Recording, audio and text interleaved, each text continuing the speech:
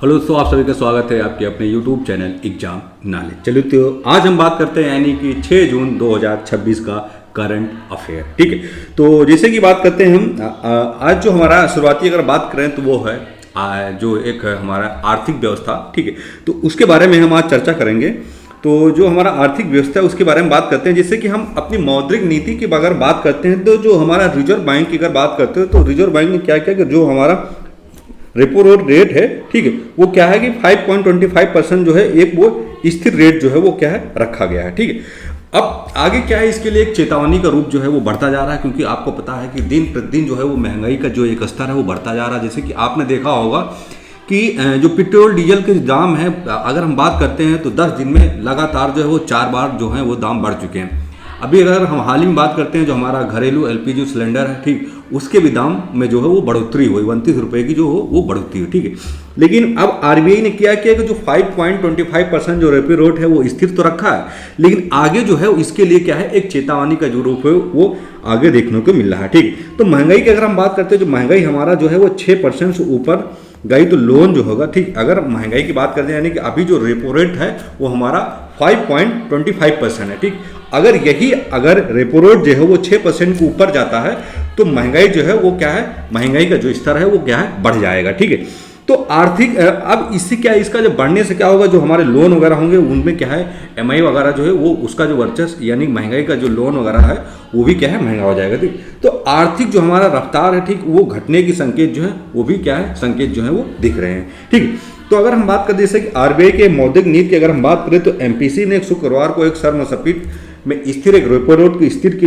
एक न्यूट्रल जो है वो क्या है जारी किया है। ठीक, तो उससे ये एक आंकड़ा लगाया कि आर्थिक आंकड़ों के हिसाब से अगर हम देखें तो फैसलों की पूरी तरह जो हमारी जो महंगाई है और आंकड़ों और आर्थिक रुझानों पर क्या है निर्भर। केंद्रीय बैंक ने स्पष्ट कहा कि चेतावनी दी कि अगर महंगाई दबाव में चढ़ी तो जो महंगाई अगर दबाव में चढ़ी तो वो जो हमारा ज़्यादातर क्या होगा कि ये इनका जो एक आर्थिक जो रफ्तार है वो क्या है घटने के जो संकेत हैं वो बराबर जो है वो देखने मिल रहे हैं। ठीक है, तो अगर हम देखते हैं 2026-27 की अगर हम बात करें तो बाकी महीनों में यानी असल में 31 मार्च तक 2 बार जो है यानी कुल 0.50% रेपो रेट जो है वो क्या बढ़ाई जा सकती है। अगर हम इस महंगाई की अगर बात करते हैं तो ये बढ़ती महंगाई के जो है वो चारों ओर क्या है लोगों को एक बड़ा झटका जो है वो क्या देखने को क्या मिल सकता है। ठीक, तो अब हम देखते हैं अगला जो फैसला है कि परिचय परिणाम के देखें तो ये क्या है कि पेट्रोल डीजल सीएनजी एलपीजी महंगी हो रही। इनसे क्या होगा कि जो हमारा जो अर्थव्यवस्था है कि उन अर्थव्यवस्था पर क्या है जो कंपनियां हैं क्या उन पर क्या है असर देखने को जो वो क्या है मिलेगा। ठीक है, तो अब हम देखते हैं कि अब बड़ी चुनौती का अगर रूप में देखें तो 6% से तक पहुंच सकती है रिटेलर महंगाई। ठीक, कितनी 6% तक क्या हमारी जो हमारी रिटेलर महंगाई है वो क्या है पहुंच सकती है। जब हमारी 6% की महंगाई जो रेपो रेट जो होगा तो वो रेपो रेट जो है हमारा एक चेतावनी के रूप में क्या है वो देखने को मिल सकता है। ठीक है, अब अगर हम जीडीपी की बात करें, जीडीपी जो हमारी अनुमान जो है वो घटकर क्या है 6.6% जो है महंगाई का डर जो है वो क्या है बढ़ रहा है। ठीक है, यानी कि 6.6 जो है एक चेतावनी के रूप में देखा जा रहा है कि अगर हम रेपो रेट की बात करते हैं तो अभी जो है हमारा 5.25% जो है वो क्या देखा जा रहा है। ठीक है, तो अगले 1 से 2 साल में अगर हम इन प्रयासों की अगर हम बात करते हैं तो 7.5% विदेशी निवेश आ सकता है। जो रुपए जो है एक दिन में 0.9% जो है वो मजबूत होने के जो चांसेस हैं वो क्या देखे जा रहे हैं। ठीक, यानी कि अगले 1 और 2 साल के प्रयासों के अगर हम देखें जो हमारा 7.5% अगर विदेशी निवेश आता है या आ सकता है तो रुपए का जो एक वर्चस्व है, ठीक, रुपए में क्या होगा 0.9% जो हो वो क्या रुपए हमारा जो होगा वो मजबूती स्तर पर देखने को मिलेगा। ठीक है, अब क्या है इसमें कि लाखों करोड़ रुपए का अतिरिक्त विदेशी निवेश आ सकता है, लेकिन रुपए में क्या है आएगा तो रुपए में हमारा क्या होगा 0.9% जो हो क्या है मजबूती देखने को क्या है मिलेगा। ठीक, अब इसी तरह देखिए सरकारी कंपनियों के विदेशी नीति अगर देखें सितंबर 2026 तक 3 से 5 वर्षों की विदेशी ऋण पर रिजर्व प्रीमियम सुविधा और 10 से 15 अरब डॉलर तक का एक विदेशी पूंजा जो है क्या प्रवाह जो है वो क्या है किया गया है। ठीक है, अब हम बढ़ते हैं हमारा जो अगला क्वेश्चन है कि हाल ही में नमो ऑक्सीजन पार्क का उद्घाटन जो है वो किस अवसर पर जो है वो क्या किया गया है। किसका? नमो ऑक्सीजन पार्क का उद्घाटन अगर हम देखें तो ये किस अवसर पर किया गया। ठीक, अब हम देखते हैं विश्व स्वास्थ्य दिवस पर्यावरण दिवस, राष्ट्रीय विज्ञान दिवस, ये पृथ्वी दिवस। ठीक, तो अगर हम इसका सही आंसर की बात करें तो इसका जो सही आंसर होगा वो होगा ऑप्शन नंबर बी, यानी कि विश्व पर्यावरण दिवस पर। ठीक, यानी कि ऑप्शन जो हमारा होगा वो बी होगा सही आंसर। ठीक, अब हम देखते हैं कि 5 जून को विश्व पर्यावरण दिवस के अवसर पर केंद्रीय पर्यावरण मंत्री कौन, भूपेंद्र यादव ने 18 नमो ऑक्सीजन पार्क का उद्घाटन किया। कितना, 18। ठीक, 18 नमो ऑक्सीजन पार्क का क्या है, वो क्या है, उद्घाटन किया है। ठीक है, तो इससे क्या होगा, इसके साथ ही दिल्ली बर्ड एटलस और 10 वर्षीय एनसीटी वर्किंग प्लान भी क्या है वो जारी किया गया है। इस योजना को उद्देश्य है कि शहरी क्षेत्रों में ग्रीन कवर यानी कि हरियाली को बढ़ाना और प्रदूषण को क्या है कम करना है। ठीक, यानी कि ये जो हमारा जो केंद्रीय पर्यावरण मंत्री भूपेंद्र यादव ने 18 नमो ऑक्सीजन पार्कों का उद्घाटन किया है। अगर हम इसका उद्देश्य की बात करते हैं तो इसका जो उद्देश्य वो यानी है कि शहरी क्षेत्रों में ग्रीन कवर यानी हरियाली को बढ़ाना और हमारा जो प्रदूषण है उसको स्तर को क्या है कम करना है। ठीक, अब हम बढ़ते हैं नेक्स्ट, हमारा जो क्वेश्चन, भारत और किस देश के बीच संयुक्त नौसैनिक अभ्यास वरुण 2026 जो है वो क्या है आयोजित किया गया। ठीक, यानी कि भारत और किस देश के साथ जो हमारा संयुक्त नौसैनिक अभ्यास, कौन सा संयुक्त नौसैनिक अभ्यास हमारा। ठीक, ये चीज आप याद रखना कि संयुक्त नौसैनिक अभ्यास जो है वो क्या है, वरुण। ठीक, वो क्या है, वरुण। तो इसका जो आयोजन है वो कहाँ पर हुआ था। ठीक, तो हम जैसे देखते हैं 4 ऑप्शन। ठीक, तो अगर हम सही आंसर की बात करते हैं, जो हमारा सही आंसर होगा वो होगा ऑप्शन नंबर फ्रांस। ठीक, क्या होगा, फ्रांस, ये हमारा सही आंसर।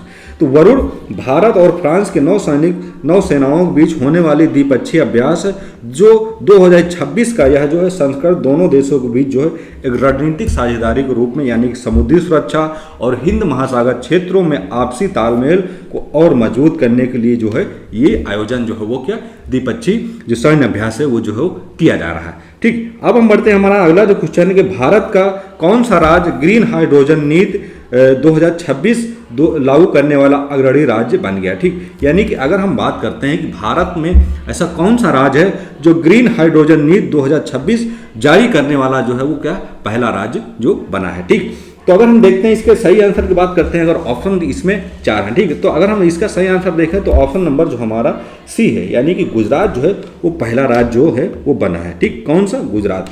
गुजरात जो हमारा है ग्रीन हाइड्रोजन नीति पॉलिसी लागू करने वाला जो है वो क्या है पहला राज्य बना है। ठीक, तो स्वच्छ ऊर्जा को बढ़ावा देने और कार्बन उत्सर्जन को कम करने के उद्देश्य से गुजरात सरकार ने ग्रीन हाइड्रोजन नीति 2026 को क्या है मंजूरी दे दी है। तो इसके तहत क्या होगा कि राज्यों में ग्रीन हाइड्रोजन उत्पादन करने वाले उद्योगों को विशेष सब्सिडी और टैक्स में क्या है छूट दी जाएगी, यानी इसका जो उत्पादन करेगा उनको एक विशेष छूट और सब्सिडी का जो है वो क्या लाभ दिया जाएगा।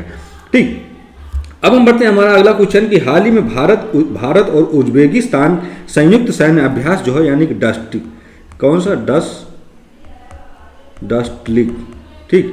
2026। ठीक, तो ये जो आयोजन है, ठीक, यानी कि इसका जो आयोजन है वो कहाँ पर किया जा रहा है। ठीक, तो अगर हम देखें इसकी आयोजन की बात करते हैं, यानी क्वेश्चन नंबर जो हमारा 4 है। ठीक, तो इसका जो आयोजन है वो हमारा ऑप्शन नंबर बी, यानी कि नमगन उज्बेकिस्तान में जो है एक डस्टिलिक जो सैन्य अभ्यास है वो नमगन उज्बेकिस्तान में जो है इसका जो आयोजन है वो किया जा रहा है। ठीक, तो ये संयुक्त सैन्य अभ्यास जो है नमगन उज्बेकिस्तान में कहाँ किया जा रहा है। ठीक, तो भारत और उज्बेकिस्तान के बीच संयुक्त सैन्य अभ्यास डस्टिलिक 2026 का उज्बेकिस्तान के नमगन में आयोजित किया जा रहा है। इस अभ्यास का अगर हम मुख्य बात करते हैं तो मुख्य फोकस जो है वो आतंकवाद यानी आतंकवादी विरोधी अभियानों और पर्वतीय क्षेत्रों में युद्ध कौशल को क्या है एक साझा करना। ठीक, यानी कि आतंकवादी जो विरोधी गतिविधियां उनको क्या है उनको उन अभियानों को कम करना और पर्वतीय जो क्षेत्रों में जो एक युद्ध कौशल को है वो क्या है एक दूसरों के बीच में जो हो वो क्या है साझा करेंगे।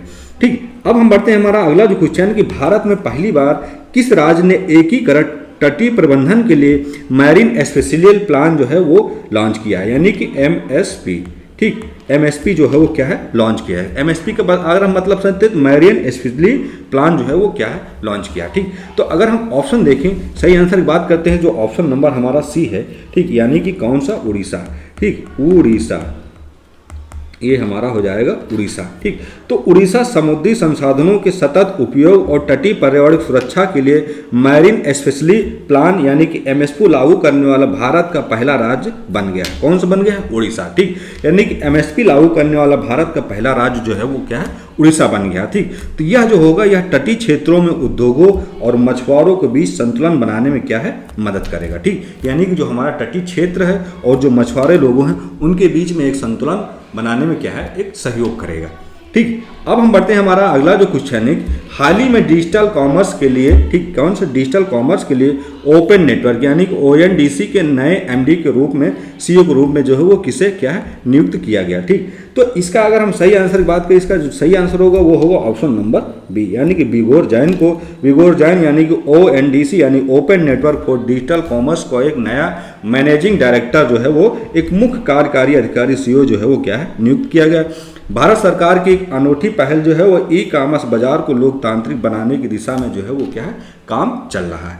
ठीक, अब हम बढ़ते हैं हमारा जो अगला क्वेश्चन कि भारतीय सेना द्वारा शामिल किया गया स्वदेशी सक्षम ग्रिड मुख्य रूप से वो किस तकनीकी पर क्या है? वो आधारित है। यानी कि अगर हम बात करते हैं स्वदेशी सक्षम की, तो ग्रिड जो है वो मुख्य रूप से किस तकनीक पर आधारित है। ठीक, तो तकनीक की अगर आधारित की बात करते हैं, अगर ऑप्शन देखते हैं, अगर इसका सही आंसर की बात करते हैं, जो ऑप्शन नंबर हमारा होगा वो होगा ऑप्शन नंबर बी, यानी कि एंटी ड्रोन ग्रिड जो है एक भारतीय सेना में जो है वो शामिल किया गया है। तो एक ये जो है एंटी ड्रोन ग्रिड जो है एक ये स्वदेशी और सक्षम मुख्य ग्रिड रूप से तकनीकी पर क्या है? ये आधारित है। ठीक, तो भारतीय सेना ने क्या किया कि अपनी सीमा को सुरक्षा को और मजबूत करने के लिए रक्षा अनुसंधान विकास संगठन यानी कि डीआरडीओ द्वारा सहयोग से विकसित सक्षम एंटी ड्रोन ग्रिड को शामिल किया गया।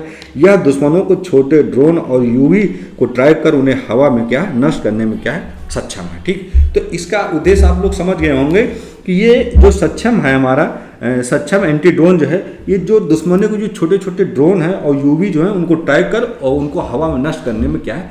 एक क्षमता रखता है। ठीक, अब हम बढ़ते हैं हमारा जो अगला क्वेश्चन है कि भारतीय स्टील शिखर सम्मेलन, ठीक, 2026 का जो आयोजन है वो कहाँ किया जा रहा है? ठीक, यानी कि अगर हम बात करते हैं हमारा जो भारतीय शिखर सम्मेलन स्टील का जो आयोजन है वो कहाँ पर किया जा रहा है? ठीक, तो अगर हम बात करते हैं यानी मुंबई, कोलकाता, नई दिल्ली, चेन्नई, ये टोटल जो हमारे ऑप्शन है वो टोटल कितने? 4 ऑप्शन है। ठीक, तो अगर हम देखते हैं अगर आंसर सही आंसर की अगर हम बात करते हैं जो ऑप्शन नंबर हमारा होगा वो होगा ऑप्शन नंबर सी। ठीक, तो भारतीय स्टील 2026 का जो शिखर सम्मेलन है वो दिल्ली में किया जा रहा है। ठीक, तो देश में बुनियादी ढांचा और विकास इस्पात उत्पादन में आत्मनिर्भरता को बढ़ावा देने के लिए भारत स्टील शिखर सम्मेलन का आयोजन जो है वो कहाँ पर? नई दिल्ली में किया जा रहा है। ठीक, तो इसमें क्या होगा? इसमें घरेलू और वैश्विक स्तर के उद्योगों का एक विशेष जो हिस्सा है वो विशेषज्ञ लोग जो हैं वो क्या है? हिस्सा ले रहे हैं। ठीक, यानी घरेलू और वैश्विक स्तर के जो लोग विशेषज्ञ हैं वो लोग क्या है?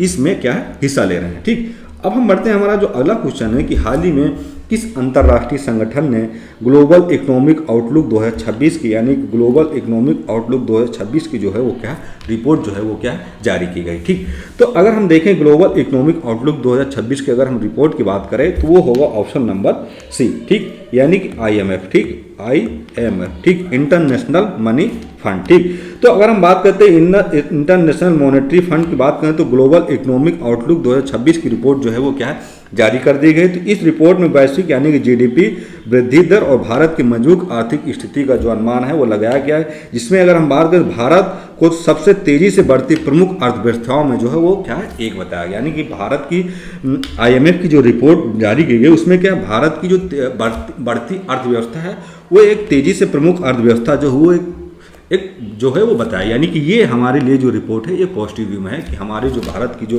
अर्थव्यवस्था वो बहुत ही तेजी से रफ्तार में क्या है? बढ़ रही है। ठीक, अब हम बढ़ते हैं हमारा जो अगला क्वेश्चन है नेक्स्ट है कि गुजरात सरकार ने किस क्षेत्र में इंडो ताइवान इंडस्ट्रियल पार्क विकसित करने जा रही? ठीक, यानी कि गुजरात सरकार किस क्षेत्र में? ठीक, यानी कि गुजरात सरकार जो है वो किस क्षेत्र में जो है एक इंडो ताइवान इंडस्ट्रियल पार्क जो है वो क्या है? विकसित करने जा रही। ठीक, तो अगर हम बात करते हैं गुजरात की बात करते हैं तो जैसे कि इसमें क्या है? अहमदाबाद, वडोदरा, सूरत, संडार, धोलेरा क्षेत्र। ठीक, तो अगर हम बात करते हैं इसमें तो टोटल कितने ऑप्शन है? 4 ऑप्शन। ठीक, तो अगर हम सही आंसर की बात करते हैं इसका जो सही आंसर होगा ठीक वो होगा ऑप्शन नंबर ए।